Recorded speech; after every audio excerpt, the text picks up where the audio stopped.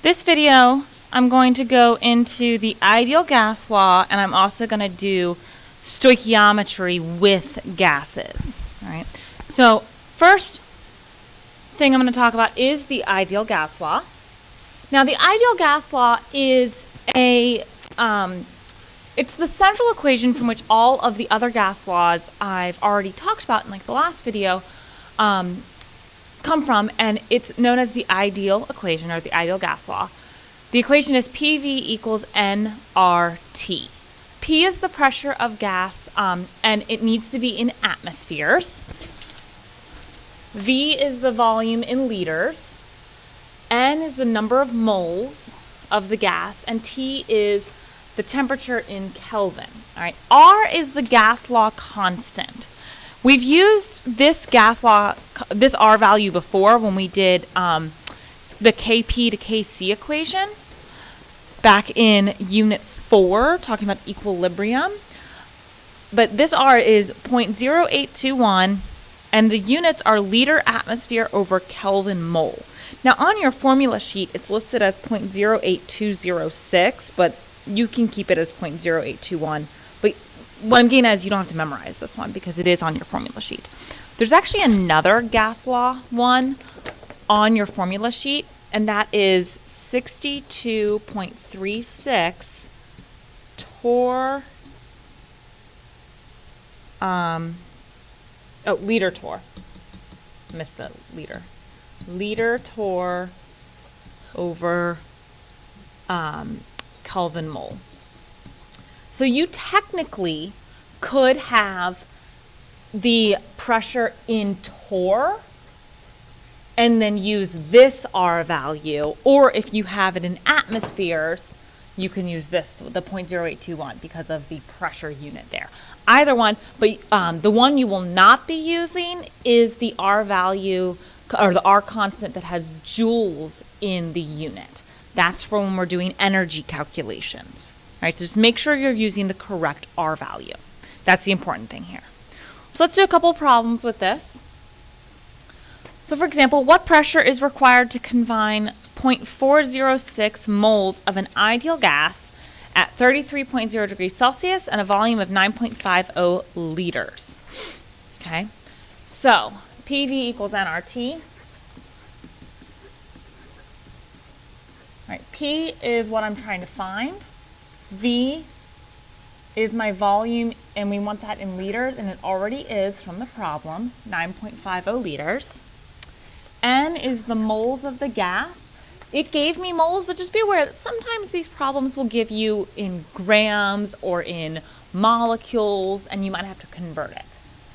But this one's really straightforward. It already gave it to us in moles.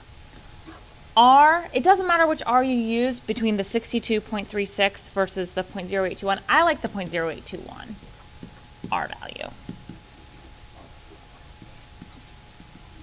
And the reason it doesn't matter because the pressure, you're solving for pressure, so the pressure is going to be in whatever unit you used R in.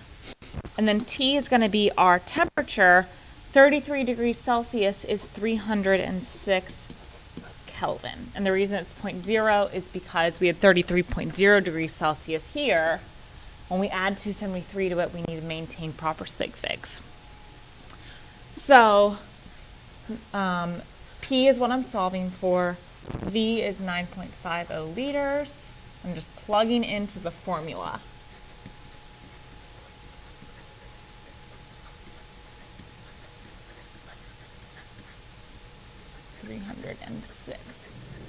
Kelvin.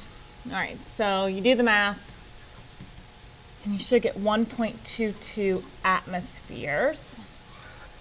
I didn't calculate it with what you would do if you used the other R value, but this is really just algebra. If you can plug things into a calculator, you should be fine here. Okay? Now, where this R value comes from, I actually meant to talk about this on the last slide, but where this R value comes from, let's talk about the 0.0821 liter atmosphere over Kelvin mole. The ideal gas law is used for to find like the volume or to find the amount of a gas at non-standard conditions.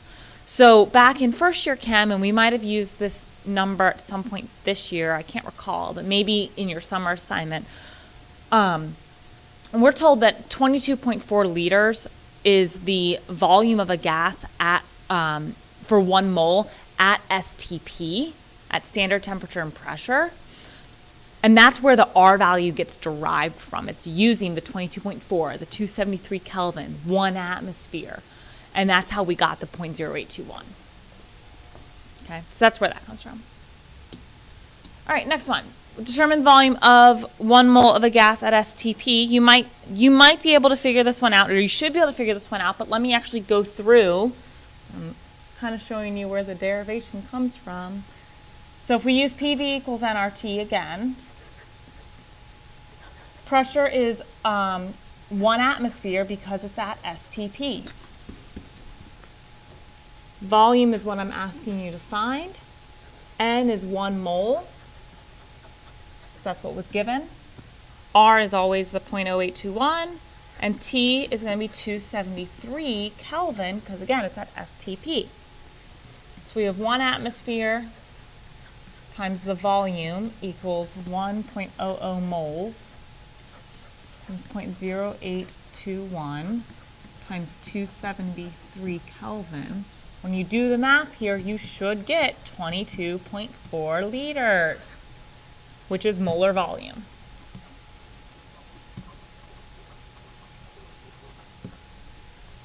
Okay. So just remember, that's a very useful number, but you can only use the 22.4 liters when your sample is a gas at STP conditions. Okay. All right, another thing we can do, we can use the ideal gas law for is to find the density of a gas. All right, so if you recall, and ironically this formula is on your formula sheet, but density is mass over volume.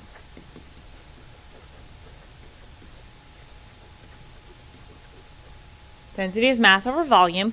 So in terms of gases and from the ideal gas law equation, we're going to have mass in grams, which I know is not in the gas law formula, but volume is going to have to be in liters for this because that is in the gas law formula. Now, through substitution with the ideal gas law, and do this algebra on your own if you're not sure how I got there, if you were to substitute in grams per liter, or sorry, substitute in density and grams for the volume, you would eventually, into the ideal gas law equation, you would eventually get to this formula, where MW is our molecular weight, or molar mass of the substance, is going to be equal to the density, so D, R, that R value, T over P. Okay, so MW equals DRT over P. So since it's oxygen gas, that's O2, the molar mass, or the molecular weight, is going to be 32.00 grams per mole. So we're going to substitute, or that's going to be our molecular weight, 32, I don't know why I wrote my 2 all weird, 32 grams per mole. It's going to equal, we're solving for density. R is the 0.0821. T is 273 Kelvin because I'm at STP. All over 1 atmosphere because I'm at STP. So if you do the math here, you solve, you should get a density of 1.43 grams per liter. And obviously if the temperature and pressure were different from standard, then you would plug those numbers in instead of 273 and 1 atmosphere. So, but there's a shortcut. Since this is at STP, this shortcut only works for when the substance is at STP. You can just take the molecular weight over 22.4 because this is technically grams per mole and this is liters per mole. So moles end up canceling and you are going to get grams per liter. right? So if I do that, I'm going to take 32 divided by 22.4. I'm technically doing the exact same math that I just did before. Did not mean to make that rhyme. And you should get 1.43 grams per liter. Okay, but that shortcut for density of a gas only works when the substance is at STP, right? If it's not at STP, then you do have to do the longer formula like what I have here, okay? All right.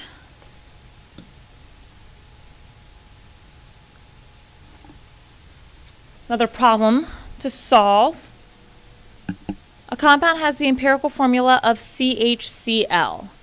A 256 milliliter flask at 373 Kelvin, 750 torr, contains 0.80 grams of the gaseous compound. Give the molecular formula. So we can use that molecular weight equals DRT over FM formula to solve for the molecular weight. The molecular weight here is going to be of the molecular formula. This will always be of the entire formula, not necessarily empirical. Empirical formula, remember, that's the lowest whole number ratio. For example, like, oh, I just realized that this cuts off. It's not going to be an issue for the video because you can see it, but the PDF I'm going to print will have that cut off. There we go, I fixed it. What was I saying? Oh, for example, the empirical formula of glucose, don't write this down, I'm just writing it here right now. I'll erase it. That's supposed to be a 12.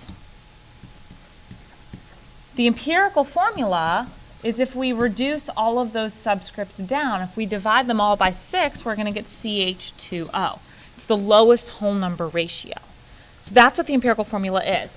So from this ideal gas law formula, from the derivation or the other form of it, we would get to the molecular mass or the molar mass of the molecular formula, which we're going to need in order to find the molecular formula, the actual formula. So let's think about this. Density is going to be grams per liter. We know the grams, and we can easily figure out the liters. So molecular weight equals, my density is going to be 0.80 grams over 0.256 liters. So we can just plug that in as we go. R is going to be 0.0821. T is 373 Kelvin. That was given in the problem. P is going to be the pressure, but we need that in atmospheres. Now, we could have avoided having to convert pressure to atmospheres if we used the other R value, but like I said before, I preferred the 0.0821. So if I convert 750 torr to atmosphere, I'm going to write that down for those of you who need the review. 760 torr equals 1 atmosphere. So I'm going to take 750 divided by 760, and I am going to get 0.99. So that's what I'm going to put here. So through the power of math, you should get to the molecular mass of being 96.66 grams per mole. And I'm not really worrying about sig figs because this is not my final answer. That's the beauty of this. You don't have to worry about sig figs unless the answer needs sig figs. When we get to the molecular formula isn't going to have sig figs. It's going to be a chemical formula. There's no sig figs involved with that. All right, so now to find the molecular formula, I need to take the molecular mass, or the molecular formula mass, the MFM, and divide that by the EFM, which is the empirical formula mass. That's going to get me a multiple that will be distributed through the the empirical formula.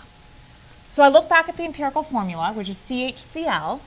If I calculate the molar mass of that, I get 48.47 grams per mole.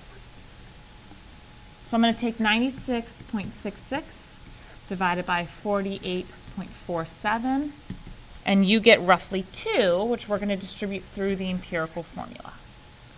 So each subscript is going to be multiplied by 2, So the molecular formula is C2H2Cl2. See, everything kind of comes together here. Not so much with, like, I guess you could do equilibrium with this as well because it is gases and you could do partial pressures and stuff like that, but a lot of problem solving ones here. All right, the last problem I'm going to do in this video is this gas stoichiometry problem. So we have hydrogen that is being prepared by passing steam through a hollow air tube which has been heated to a high temperature. Steam being, water in the gaseous state. So we're basically taking water that's being passed through a hollow tube, and that tube is made of iron, okay? And so when that steam passes through it at that high temperature, the water vapor, the steam, is going to react with the solid iron. And it's going to form that Fe3O4, which is a compound of iron and oxygen, and hydrogen gas. Okay, the Fe3O4 is a solid, so it would deposit in the tube, and we would get gaseous hydrogen out on the other end. So we want to know what is the volume of hydrogen that can be formed at 0.98 atmospheres and at a temperature of 450 degrees Celsius when we start with 98.3 grams of H2O passed through that iron tube.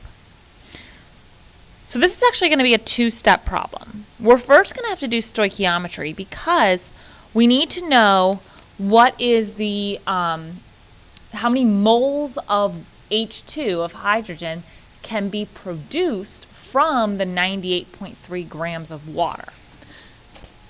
So we're going to start off with 98.3 grams of this, and we're going to have to convert that to using stoichiometry to, I would go to moles of H2. Now, if this was at STP, we could just do the 22.4, but because it's not, we have to use the ideal gas law. But let's first figure out the moles of H2. We can do stoichiometry without having to worry about the conditions. So we're going to start off 98.3 grams of H2O. Yay, stoichiometry. Grams H2O come down. Mole H2O on the top. We want to convert from from grams to moles. So 1 mole on the top, and the molar mass of water, which is 18.02, goes on the bottom. Then we're going to convert from moles of H2O to moles of H2 using the coefficient ratio, which is 4 and 4. So when you solve this, you get 5.46 moles of hydrogen are produced. But we want to know what the volume of hydrogen. Remember, we can't use 22.4 because we're not at STP. So then we're going to plug this into PV equals nRT. That would be our N. Our P, our pressure, is 0.98 atmospheres. Volume is what I'm solving for. N is what I just found. R is a constant. T is given in the problem at 450 degrees Celsius, which is 723 Kelvin. So math it up, and you should get 330 liters of hydrogen gas. 330 because of significant figures. Our lowest number of significant figures was our pressure, only having 2 sig figs, so our answer can only have 2 sig figs. All right, so that's just some problem solving with the ideal gas law. Our last video that I'm going to record is on kinetic molecular theory and Graham's law, which is a new gas law, and real versus ideal gases. So more conceptual based stuff with one math type